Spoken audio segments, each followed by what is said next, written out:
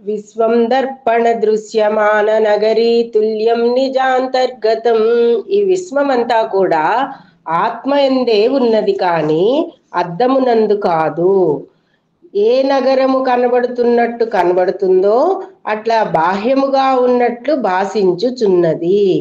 పశ్యన్నాత్మని మాయయా బహిరివోద్భూతం యదా నిద్రయా యా సాక్షాత్కురుతే ప్రబోధ సమయే స్వాత్మానమేవాద్వయం.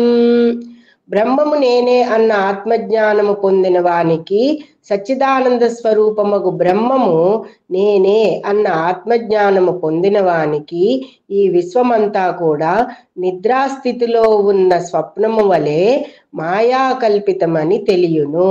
యా సాక్షాత్కురుతే ప్రబోధ సమయే స్వాత్మానమేవాద్వయం.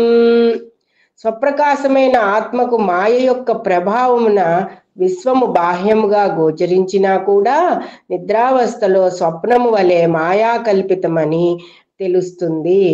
ఆత్మబోధనసగు సద్గురు స్వరూపమైన శ్రీ దక్షిణామూర్తికి నేను నమస్కరించుచున్నాను.